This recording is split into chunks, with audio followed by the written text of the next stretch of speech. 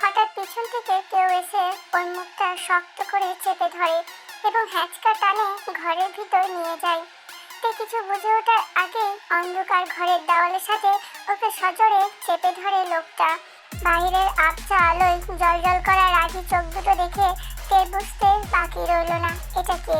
Jungkook, ও নিজের আপন cousin. Jungkook দাঁতে দাঁত চেপে ফিসফিস করে বলে উঠল, এই কুত্তার বাচ্চা, তোকে আমি বারণ করেছিলাম ওই শুয়োরের বাচ্চাটার সাথে হাসাহাসি করে কথা বলতে? তোর এত বড় সাহস কি করে হয় আমার কথার অবাধ্য হওয়ার? তে ব্যথায় কুপিয়ে ওঠে। জঙ্কুকের হাত থেকে নিজেকে ছাড়ানোর আপ্রাণ চেষ্টা করে বলে, আহ জঙ্কুক ভাইয়া, ছাড়ো আমায়, লাগছে তো। তুমি কি পাগল হয়ে গেছো? কে তুমি আমাকে অর্ডার করার? কে আমি? জঙ্কুকের চোখের দৃষ্টি আরো ভয়ঙ্কর হয়ে ওঠে।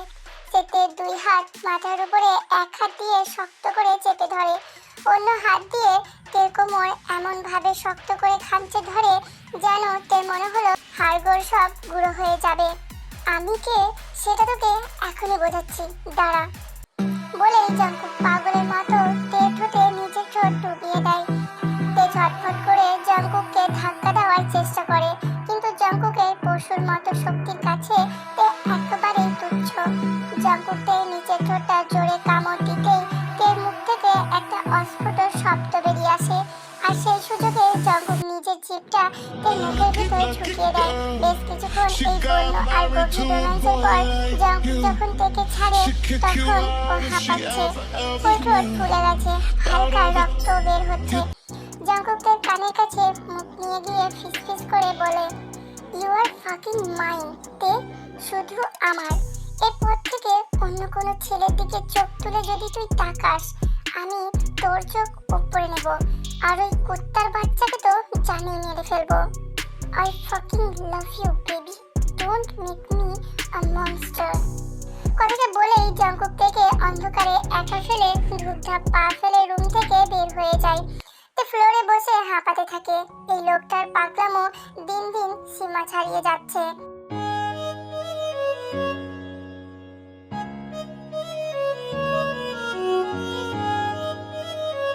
সকালের মিষ্টি রোদ এসে পড়েছে তের মুখের ওপর।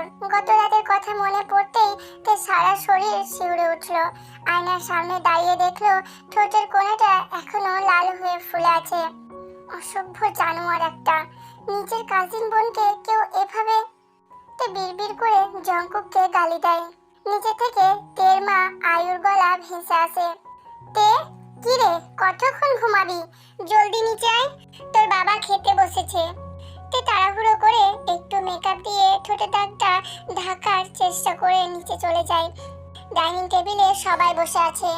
তের বাবা যে হোক পেপার পড়ছেন আর চা খাচ্ছেন। তে মা, এদিকে আয়, তোর ঠোঁটে কি হয়েছে রে, কেটে গেছে নাকি? বাবার কথায় তে চমকে ওঠে। টেবিলের উল্টো দিকে বসে থাকা জঙ্কুকের দিকে চোখ পড়তেই দেখে সে কফিতে চুমুক দিতে দিতে বাঁকা হাসছে। একদম সাধু সেজে বসে আছে, যেন ভাজা মাছটা উল্টো খেতে জানে না। তে আমতা আমতা করে বলে, হ্যাঁ না বাবা, রাতে ঘুমের ঘরে দাঁত লেগে কেটে গেছে। পাশে থেকে জিমিন বলে ওঠে। জিমিন হচ্ছে তের বোন। ওরে বাবা, এমন ভাবে দাঁত লেগেছে যেন মনে হচ্ছে কোনো জঙ্গলি কুকুরে কামড়ে দিয়েছে। জিমিনের কথা শুনে পাশে বসে থাকা সুগা বলে, সুগা হচ্ছে জঙ্কুকের ভাই। তুই চুপ থাকতো জিমিন, ফাজিল মেয়ে একটা, সারাদিন শুধু আজে বাজে কথা। জিমিন মুখ ভেঙচি কেটে বলে, তুই চুপ কর, আমি তোকে কিছু বলেছি? তুই কেন মাঝখান থেকে লাফিয়ে উঠছিস, বেয়াদব ছেলে? সুগা আর জিমিনের রোজকার টম জেরি ঝগড়া শুরু হয়ে যায়। এর মাঝে জঙ্কুক গভীর গলায় বলে ওঠে, বড়দের সামনে ডাইনিং টেবিলে কিভাবে কথা বলতে হয় সেই ম্যানার্সটুকুও তোদের নেই। জঙ্কুকের রাজভারী গলার আওয়াজে সবাই চুপ হয়ে যায়। জঙ্কুক এই বাড়ির সবচেয়ে গম্ভীর আর রাগী ছেলে, সবাই ওকে সমঝে চলে। কেউ গুণাক্ষরেও জানে না এই শান্ত শিষ্ট জঙ্কুক রাতের অন্ধকারে তের জন্য কতটা ডেঞ্জারাস আর রোমান্টিক হয়ে ওঠে। আচ্ছা আচ্ছা, তোরা এবার থাম, খাবার খা। খাওয়া শেষ করে জঙ্কুক উঠে দাঁড়ায়। তের পাশ দিয়ে যাওয়ার সময় কেউ কিছু বোঝার আগেই নিচু স্বরে ফিসফিস করে বলে যায়, রেডি থাকিস, আজ বিকালে তোকে নিয়ে বের হব। তে চমকে তাকায়। কোথায়? আমি যাব না তোমার সাথে। জঙ্কুক শান্ত অথচ ভয়ঙ্কর চোখে তের দিকে তাকায়। অপশন দিইনি তোকে, অর্ডার দিয়েছি, না গেলে ফলটা ভালো হবে না কিন্তু। বলে জঙ্কুক নিজের রুমে চলে যায়। তের আগে ফুঁসতে থাকে। বিকালবেলা তে ইচ্ছা করেই রেডি হয়নি। জঙ্কুক ওকে নিতে আসবে বলেছে, কিন্তু তে ওর কথা শুনবে না। সে নিজের রুমে বসে ইয়ারফোন কানে দিয়ে গান শুনছিল। হঠাৎ দরজায় সজোরে লাথি পড়ার আওয়াজে তের ধ্যান ভাঙে।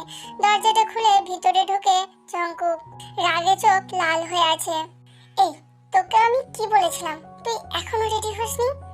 তে উঠে দাঁড়িয়ে বিড়বিড় করে বলে, না হয়নি। কেন হব? আমি তোমার কোনো কেনা গোলাম নাকি যে যা বলবে তাই শুনবো? তুমি আমার কাজিন ব্রাদার হও, সেই লিমিটেই থাকো জঙ্কুক। Cousin brother? জঙ্কুক দরজাটা সজোরে বন্ধ করে দিয়ে লক করে দেয়। তারপর ধীরে ধীরে তের দিকে এগিয়ে আসে।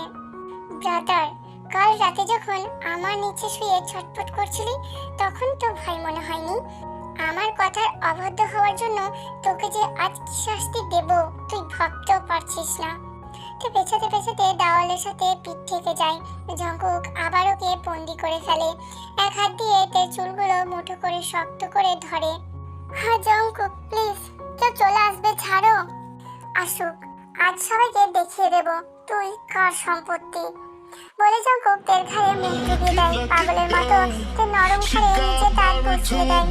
তের চোখ দিয়ে জল গড়িয়ে পড়ে, কিন্তু জঙ্কুকের স্পর্শে ওর শরীরের ভিতরে এক অদ্ভুত শিহরণ দৌড়ে যায়।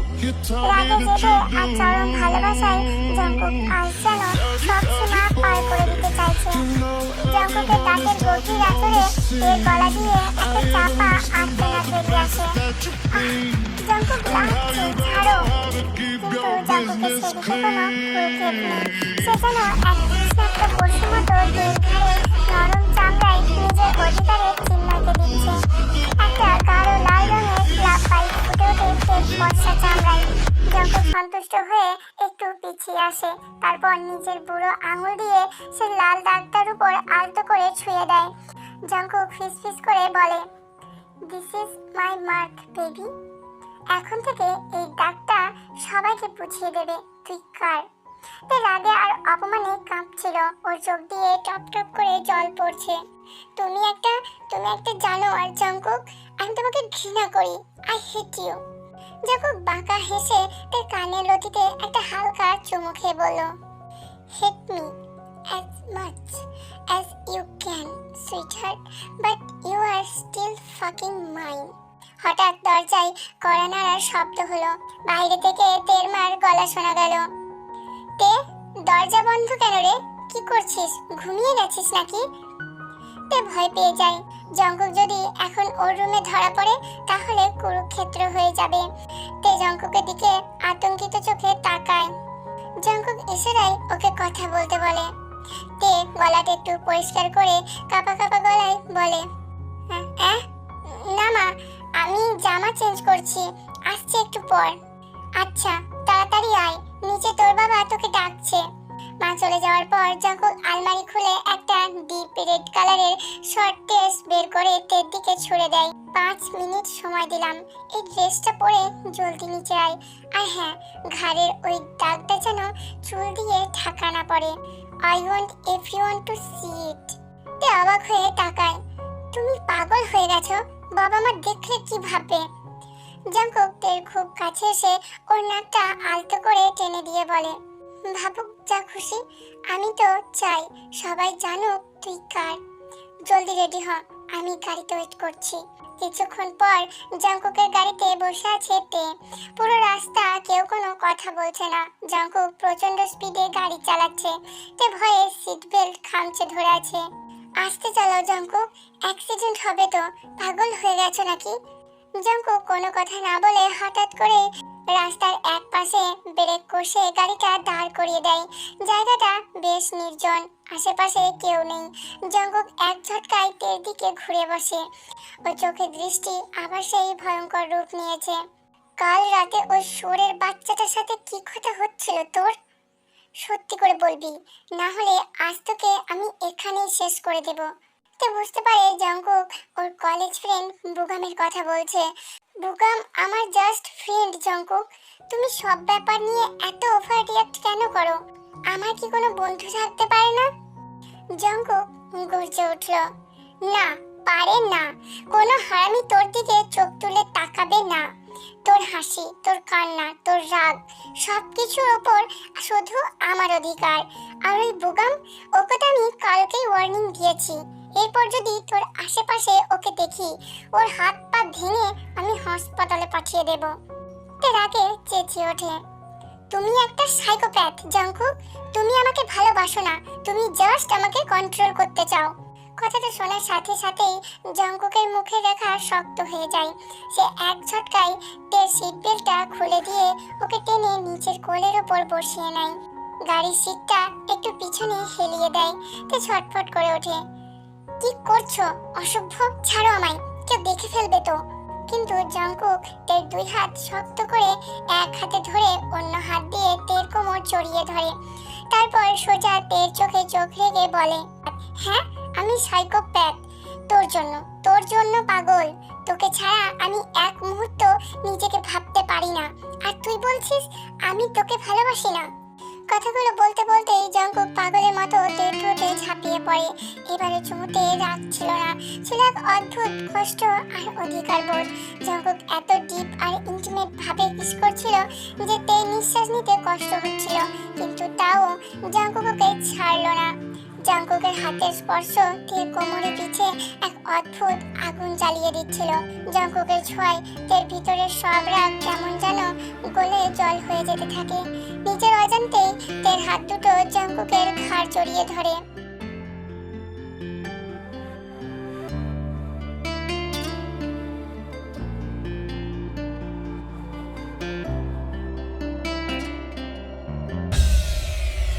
অনেকক্ষণ পর জঙ্কুক যখন তের ঠোঁট ছেড়ে দেয়, দুজনের তখন ভারী নিঃশ্বাস পড়ছে। জঙ্কুক তের কপালে নিজের কপাল ঠেকিয়ে হাঁপাতে হাঁপাতে ফিস ফিস করে বলে, I fucking love you baby. তুই বুঝিস না কেন? তোকে অন্য কারোর সাথে দেখলে আমার বুকের ভিতরটা জ্বলে যায়। তুই শুধু আমার তে, অনলি মাইন। তে জঙ্কুকের চোখের দিকে তাকিয়ে স্তব্ধ হয়ে যায়। এই প্রথম জঙ্কুকের চোখে সে কোনো রাগ দেখছে না, দেখছে এক অদ্ভুত অসহায়তা আর পাগলাটে ভালোবাসা। ঠিক তখনই জঙ্কুকের ফোনটা বেজে ওঠে। স্ক্রিনে সুগার নাম। জঙ্কুক বিরক্ত হয়ে ফোনটা ধরে। কিরে ভাই, তুই কোথায়? জলদি বাড়ি আয়, বাবা আর আঙ্কেল মিলে একটা সিরিয়াস ডিসিশন নিয়েছে। কিসের ডিসিশন? তোর আর তের বিয়ের কথাবার্তা ফাইনাল করছে ওনারা, জলদি আয়। জঙ্কুক বাঁকা হাসে, ফোনটা কেটে দিয়ে তের দিকে তাকিয়ে একটা ডেভিল স্মাইল দিয়ে বলে, রেডি হয়ে যা baby, game is just beginning. এবার তুই লিগালি আমার হবি। ড্রাইভওয়েতে গাড়িটা থামার পরও তের বুকের ভিতরটা ধড়পড় করছিল। সুগার বলা কথা এখনো ওর কানে বাজছে। বিয়ের ডিসিশন, যে হোক আর আয়ু সত্যি সত্যি ওদের বিয়ের কথা পাকা করে ফেলেছে। জঙ্কুক গাড়ি থেকে নেমে একটানে তের দিকে দরজাটা খোলে। তারপর তের নরম কবজিটা নিজের শক্ত হাতের মুঠোয় পুরে এক প্রকার টেনে হিঁচড়ে ড্রয়িং রুমে নিয়ে যায়। ভিতরে ঢুকতেই দেখা গেল ডাইনিং টেবিলে জেহব, আয়ু, সুগার, জিমিন একসাথে বসে চা খাচ্ছে আর হাসাহাসি করছে। আরে জঙ্কুক, এসে গেছিস? আয় বস, তোদের নিয়ে কথা হচ্ছিল। আয়ু মুখে মিষ্টি হাসি নিয়ে তের দিকে এগিয়ে এসে ওর গালটা ছুঁয়ে দিল। তেমা, তোকে একটা দারুণ খবর দেওয়ার আছে। তোর বাবা আর জঙ্কুকের বাবা মিলে তোদের বিয়ের ডেট ফাইনাল করে ফেলেছে। জিমিন পাশ থেকে খিলখিল করে হেসে ওঠে।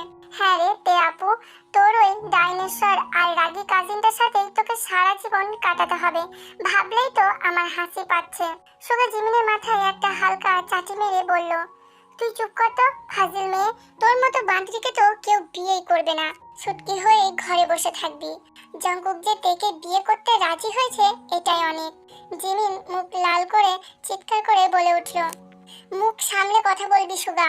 আমি বান্ধবী, তুই তো আস্ত একটা বিড়াল, সাপের মতো সবসময় শুয়ে থাকিস সারাদিন।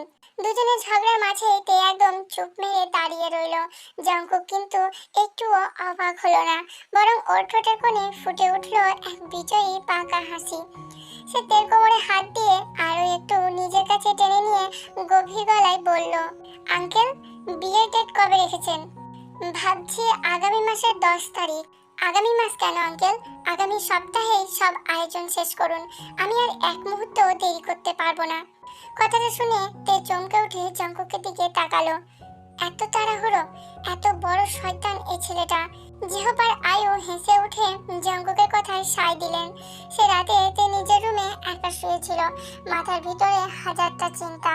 এই জঙ্কুক ছেলেটাকে সে ছোটবেলা থেকেই ভয় পায়, আবার ওর এই পাগলাটে রূপটার প্রতি এক অদ্ভুত আকর্ষণও অনুভব করে।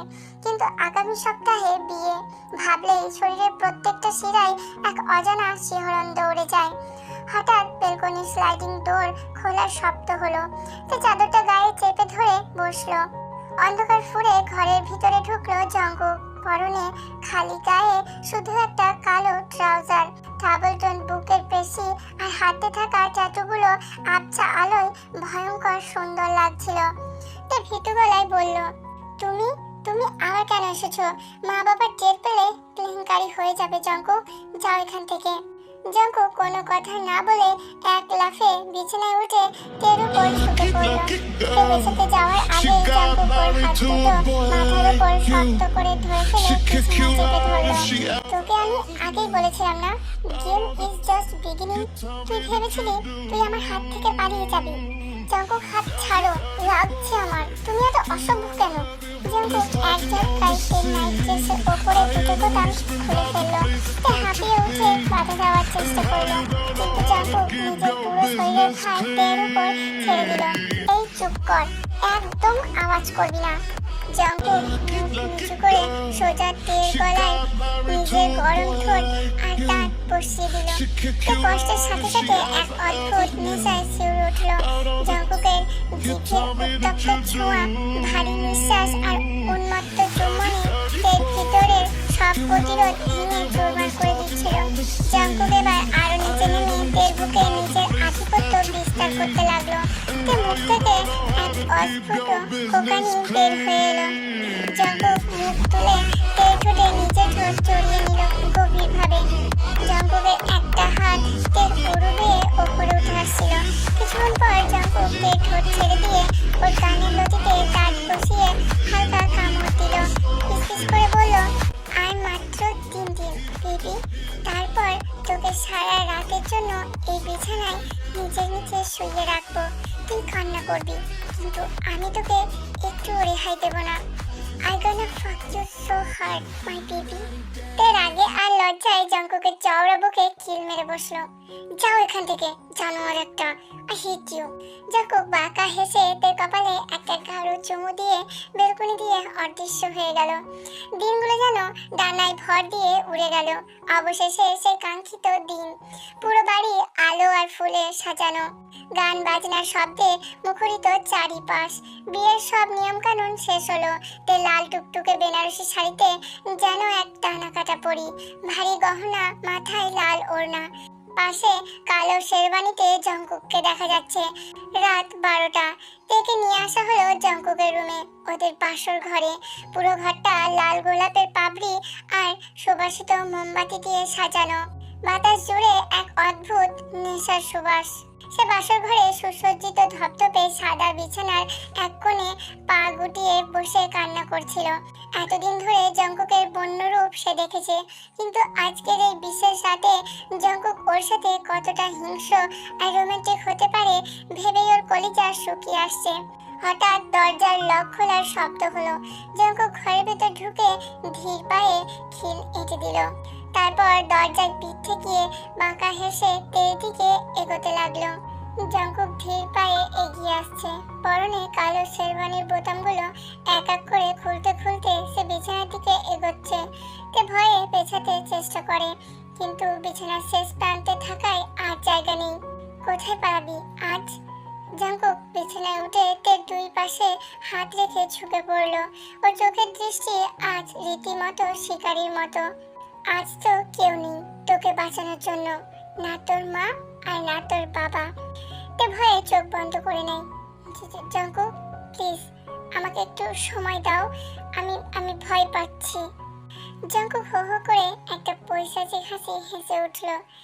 গত 10 বছর ধরে এই দিনটার জন্য ওয়েট করছি। দূরে থেকে তোকে দেখেছি, তুই যখন অন্য ছেলের সাথে হাসতি তখন নিজের ভিতরের আগুনটাকে দাবিয়ে রেখেছি। আর আজ তুই আমার বিছানায় বউ হয়ে বসে আছিস আর বলছিস সময় দিতে। কথাটা বলে জাঙ্কুক এক ঝটকায় তের মাথার লাল ওড়নাটা সরিয়ে দেয়। গলার ভারী গহনাগুলো কোনো রকমে মায়া ছাড়াই টেনে খুলতে থাকে। তে ব্যথায় কুকিয়ে ওঠে। লাগছে তো জাঙ্কুক, আস্তে খোলো। জাঙ্কুক তের থুতুনিটা শক্ত করে চেপে ধরে ও চোখের দিকে সরাসরি তাকায়। লাগছে? আমার যখন লাগতো, যখন তুই ওই বোগাম বা অন্য ছেলেদের সাথে হাসতে হাসতে কথা বলতি, তখন আমার বুকের ভেতরটা কতটা জ্বলতো তুই জানিস? কথাটা বলেই জাঙ্কুক তের ঠোঁটে পাগলের মতো ঝাঁপিয়ে পড়ে।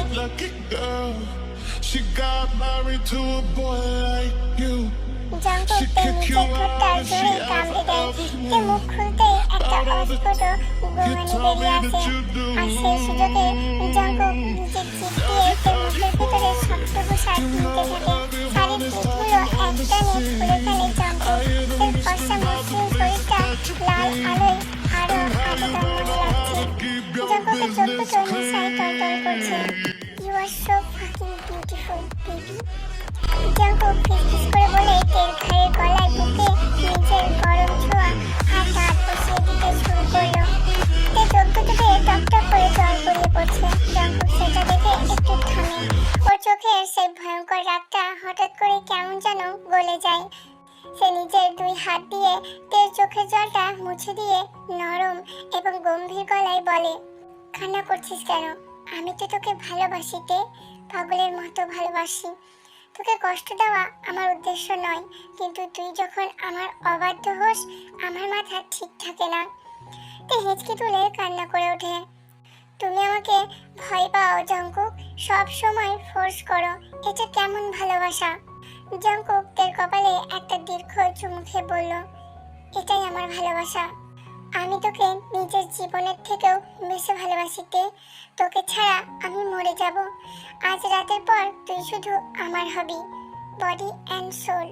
কেউ তোকে আমার থেকে কাটতে পারবে না। এরপরের সময়টি ছিল এক আদিম পেশার। জাঙ্কুকের প্রতিটি ছোঁয়ায় যেমন ছিল পাগলামি, তেমন ছিল এক গভীর অধিকারবোধ। এর সব বাধা, সব দ্বিধা জাঙ্কুকের এই উত্তাল ভালোবাসার কাছে হার মেনে যায়। রাতের অন্ধকার যত গাঢ় হতে থাকে, বাসর ঘরের ভিতরের উষ্ণতা তত বাড়তে থাকে। দুজনের ভারী নিঃশ্বাস, অস্ফুট গোঙানি আর চরম ভালোবাসায় মিশে একাকার হয়ে যায় দুটি শরীর। সকালের মিষ্টি রোদ এসে পড়েছে তের চোখে। চোখ খুলতেই সারা শরীরে এক প্রচন্ড ব্যথার অনুভূতি হলো। রাতের সেই পাগলামি আর ইন্টিমেট মুহূর্তগুলোর কথা মনে পড়তেই লজ্জায় তের গাল লাল হয়ে গেল। সে পাশ ফিরে দেখে জাঙ্কুক এক হাত দিয়ে ওকে নিজের বুকের সাথে জড়িয়ে ধরে ঘুমাচ্ছে। ঘুমানোর সময় ছেলেটাকে কি নিষ্পাপী না লাগে। চোখে কোনো রাগ নেই, আছে এক অদ্ভুত প্রশান্তি। তে আলতো করে জাঙ্কুকের কপালে পড়ে থাকা চুলগুলো সরিয়ে দিতেই জাঙ্কুক চোখ মিলে তাকায়। তারপর থেকে আরো শক্ত করে নিজের বুকের কাছে টেনে নিয়ে ওর খালি কাঁধে একটা নরম চুমু খায়। গুড মর্নিং মিসেস জন। তে মুখ লুকিয়ে বলে, অসভ্য একটা, সারা গায়ে দাগ করে দিয়েছ। জাঙ্কুক হাসে, সেই চিরচেনা বাঁকা ডেভিল স্মাইল। কাল রাতে তো অসভ্য বলিসনি, যখন আমাকে জড়িয়ে ধরে বলছিলিস জাঙ্কুক ডোন্ট স্টপ। চুপ করো। তে লজ্জায় লাল হয়ে জাঙ্কুকের বুকে একটা হালকা কিল মারে। জাঙ্কুক তের হাতটা ধরে নিজের ঠোঁট ছুঁয়ে দেয়। তারপর তের চোখের দিকে সরাসরি তাকিয়ে একদম সিরিয়াস গলায় বলে, আমি জানি আমি একটু রাগী, একটু বেশি পজিটিভ, হয়তো মাঝে মাঝে তোকে বকাঝকা করি, ফোর্স করি, কিন্তু বিশ্বাস কর তোকে ছাড়া আমি এক মুহূর্ত বাঁচতে পারবো না। তুই আমার রানী, আর আমি তোর ওই রাগী ডাইনোসরটাই থাকতে চাই। তে এবার একটু হাসে। জঙ্গকের বুকে মাথা রেখে বুঝতে পারে এই পাগলাটে ছেলেটার ভালোবাসার ধরনটা একটু আলাদা হলেও এর চেয়ে বেশি ওকে কেউ ভালোবাসতে পারবে না। জঙ্গকের এই ডার্ক আর রাগী রূপের আড়ালে লুকিয়ে থাকা গভীর ভালোবাসাটাই আস্তের কাছে সবচেয়ে বড় সত্যি। তো ফিসফিস করে বলে, I know I love you too. Jungkook মুচকি হেসে তের ঠোঁটে আর একটা গভীর মিষ্টি চুমু এঁকে দেয়।